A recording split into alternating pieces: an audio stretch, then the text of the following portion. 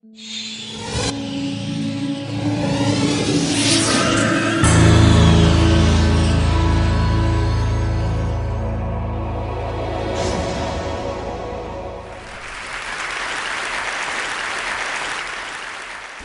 do you explain when things don't go as we assume? Or better, how do you explain when others are able to achieve things that seem to defy all of the assumptions? For example, why is Apple so innovative? Year after year after year after year, they're more innovative than all their competition. And yet, they're just a computer company. They're just like everyone else. They have the same access to the same talent, the same agencies, the same consultants, the same media. Then why is it that they seem to have something different? Why is it that Martin Luther King led the civil rights movement? He wasn't the only man who suffered in a pre-civil rights America, and he certainly wasn't the only great orator of the day. Why him? And why is it that the Wright brothers were able to figure out controlled powered manned flight when there were certainly other teams who were better qualified, better funded, and they didn't achieve powered manned flight, and the Wright brothers beat them to it? There's something else at play here. About 3.5 years ago, I made a discovery, and this discovery profoundly changed my view on how I thought the world worked, and it even profoundly changed the way in which I operate in it. As it turns out, there's a pattern. As it turns out, all the great and inspiring leaders and organizations in the world, whether it's Apple or Martin Luther King or the Wright brothers, they all think, act, and communicate the exact same way, and it's the complete opposite to everyone else. All I did was codify it. And it's probably the world's simplest idea. I call it the golden circle.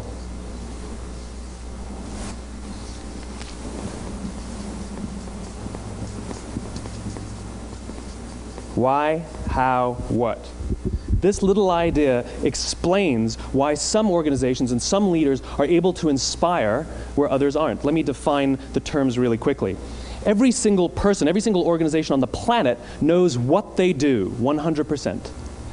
Some know how they do it, whether you call it your differentiating value proposition or your proprietary process or your USP. But very, very few people or organizations know why they do what they do. And by why, I don't mean to make a profit. That's a result. It's always a result. By why, I mean what's your purpose? What's your cause? What's your belief? Why does your organization exist? Why do you get out of bed in the morning? And why should anyone care? Well, as a result, the way we think, the way we act, the way we communicate is from the outside in. It's obvious. We go from the clearest thing to the fuzziest thing. But the inspired leaders and the inspired organizations, regardless of their size, regardless of their industry, all think, act, and communicate from the inside out. Let me give you an example. I use Apple because they're easy to understand and everybody gets it. If Apple were like everyone else, a marketing message from them might sound like this. We make great computers. They're beautifully designed, simple to use, and user-friendly. Want to buy one? Meh. And that's how most of us communicate. That's how most marketing is done, that's how most sales is done, and that's how most of us communicate interpersonally. We say what we do, we say how we're different or how we're better, and we expect some sort of behavior, a purchase, a vote, something like that. Here's our new law firm. We have the best lawyers with the biggest clients. We always perform for our clients, do business with us. Here's our new car. It gets great gas mileage. It has, leather seats. Buy our car. But it's uninspiring. Here's how Apple actually communicates. Everything we do, we believe in challenging the status quo. We believe in thinking differently. The way we challenge the status quo is by making our products beautifully designed, simple to use, and user-friendly. We just happen to make great computers. Want to buy one? Totally different, right? You're ready to buy a computer from me. All I did was reverse the order of the information. What it proves to us is that people don't buy what you do, people buy why you do it. People don't buy what you do, they buy why you do it. This explains why every single person in this room is perfectly comfortable buying a computer from Apple. But we're also perfectly comfortable buying an MP3 player from Apple, or a phone from Apple, or a DVR from Apple. But as I said before, Apple's just a computer company. There's nothing that distinguishes them structurally from any of their competitors. Their competitors are all equally qualified to make all of these products. In fact, they tried. A few years ago, Gateway came out with flat screen TVs. They're eminently qualified to make flat screen TVs. They've been making flat screen monitors for years. Nobody bought one. And Dell came out with MP3 players and PDAs. And they make great quality products, and they can make perfectly well-designed products, and nobody bought one. In fact, talking about it now, we can't even imagine buying an MP3 player from Dell. Why would you buy an MP3 player from a computer company? But we do it every day.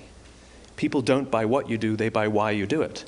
The goal is not to do business with everybody who needs what you have. The goal is to do business with people who believe what you believe. Here's the best part. None of what I'm telling you is my opinion. It's all grounded in the tenets of biology, not psychology, biology. If you look at a cross-section of the human brain, looking from the top down, what you see is the human brain is actually broken into three major components that correlate perfectly with the golden circle. Our newest brain, our Homo sapien brain, our neocortex, corresponds with the what level. The neocortex is responsible for all of our rational and analytical thought and language. The middle two sections make up our limbic brains, and our limbic brains are responsible for all of our feelings, like trust and loyalty. It's also responsible for all human behavior, all decision-making, and it has no capacity for language. In other words, when we communicate from the outside in, yes, people can understand vast amounts of complicated information like features and benefits and facts and figures. It just doesn't drive behavior. When we communicate from the inside out, we're talking directly to the part of the brain that controls behavior, and then we allow people to rationalize it with the tangible things we say and do. This is where gut decisions come from. You know, sometimes you can give somebody all the facts and your figures, and they say, I know what all the facts and details say, but it just doesn't feel right. Why would we use that verb? It doesn't feel right. Because the part of the brain that controls decision-making doesn't control language. And the best we can muster up is, I don't know, it just doesn't feel right. Or sometimes you say you're leading with your heart or you're leading with your soul. Well, I hate to break it to you, those aren't other body parts controlling your behavior. It's all happening here in your limbic brain, the part of the brain that controls decision-making and not language. But if you don't know why you do what you do, and people respond to why you do what you do, then how will you ever get people to vote for you or buy something from you, or more importantly, be loyal and want to be a part of what it is that you do? Again, the goal is not just to sell people who need what you have. The goal is to sell to people who believe what you believe. The goal is not just to hire people who need a job. It's to hire people who believe what you believe. I always say that, you know, there's, if you hire people just because they can do a job, they'll work for your money. But if you hire people who believe what you believe, they work for you with blood and sweat and tears. And nowhere else is there a better example of this than with the Wright brothers. Most people don't know about Samuel Pierpont Langley. And back in the early 20th century, the pursuit of powered man flight was like the dot-com of the day. Everybody was trying it. And Samuel Pierpont Langley had what we assume to be the recipe for success.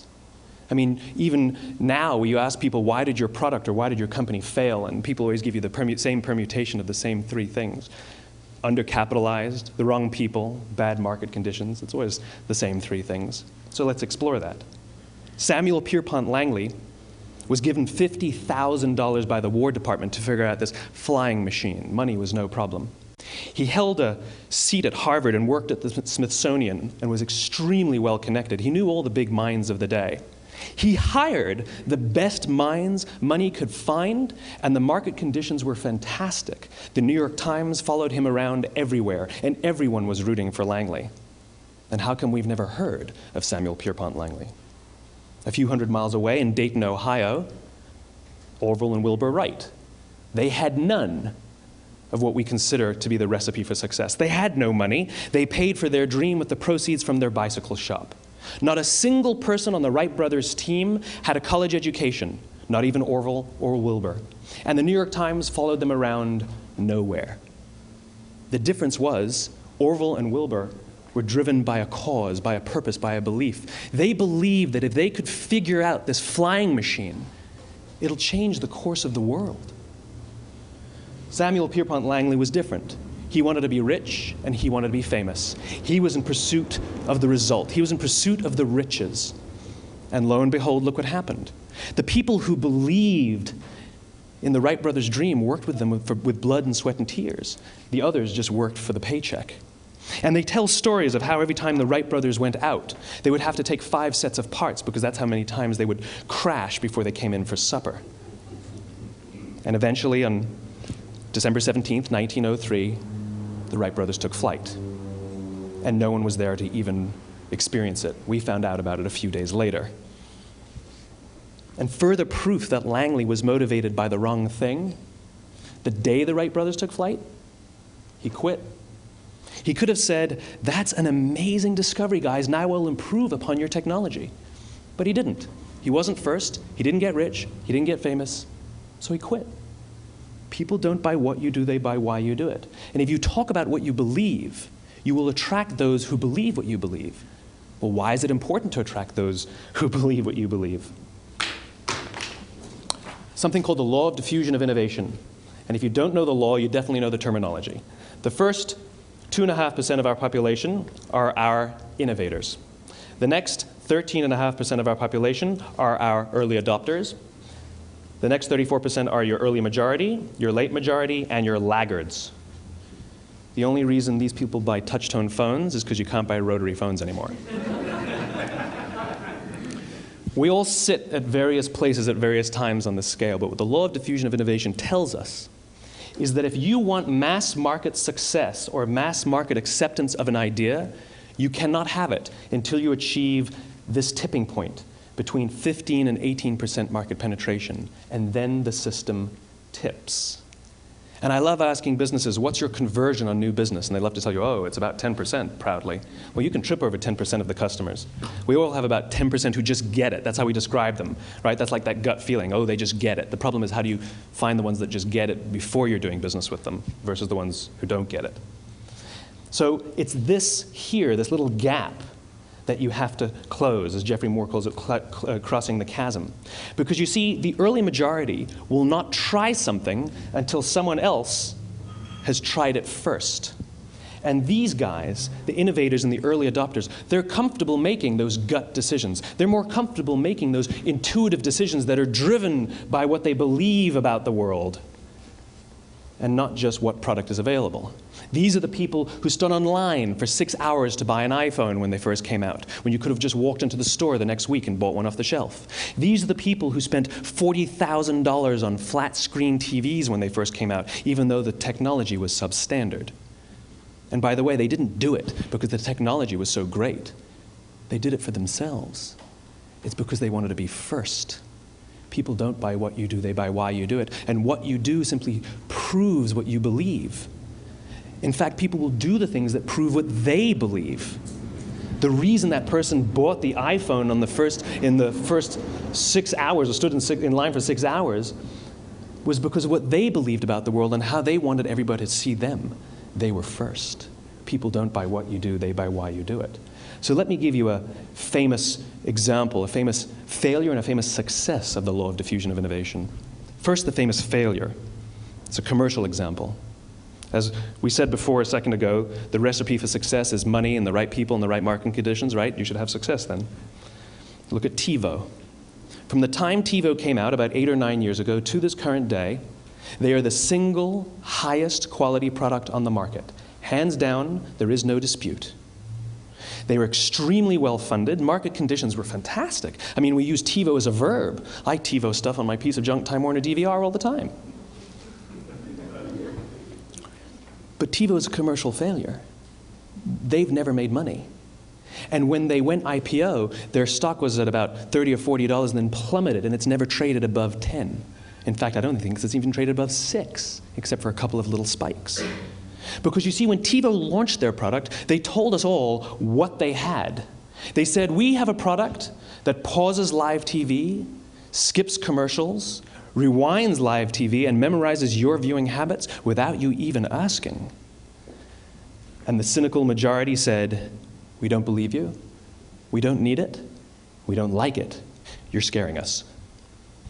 What if they had said, if you're the kind of person who likes to have total control over every aspect of your life, boy, do we have a product for you. It pauses live TV, skips commercials, memorizes your viewing habits, etc., etc. People don't buy what you do, they buy why you do it, and what you do simply serves as the proof of what you believe. Now let me give you a successful example of the law of diffusion of innovation. In the summer of 1963, 250,000 people showed up on the Mall in Washington to hear Dr. King speak. They sent out no invitations, and there was no website to check the date. How do you do that? Well, Dr. King wasn't the only man in America who was a great orator. He wasn't the only man in America who suffered in a pre-civil rights America. In fact, some of his ideas were bad. But he had a gift. He didn't go around telling people what needed to change in America. He went around and told people what he believed. I believe, I believe, I believe, he told people. And people who believed what he believed took his cause and they made it their own, and they told people. And some of those people created structures to get the word out to even more people. And lo and behold, 250,000 people showed up on the right day, on the right time to hear him speak. How many of them showed up for him? 0. They showed up for themselves. It's what they believed about America that got them to travel on a bus for 8 hours to stand in the sun in Washington in the middle of August. It's what they believed, and it wasn't about black versus white. 25% of the audience was white. Dr. King believed that there are 2 types of laws in this world, those that are made by a higher authority and those that are made by man. And not until all the laws that are made by man are consistent with the laws that are made by the higher authority will we live in a just world. It just so happens that the civil rights movement was the perfect thing to help him bring his cause to life. We followed him not for him, but for ourselves. And by the way, he gave the I have a dream speech, not the I have a plan speech. Listen to politicians now with their comprehensive 12-point plans. They're not inspiring anybody. Because there are leaders and there are those who lead. Leaders hold a position of power or authority, but those who lead inspire us. Whether they're individuals or organizations, we follow those who lead, not because we have to, but because we want to. We follow those who lead, not for them, but for ourselves. And it's those who start with why that have the ability to inspire those around them or find others who inspire them. Thank you very much.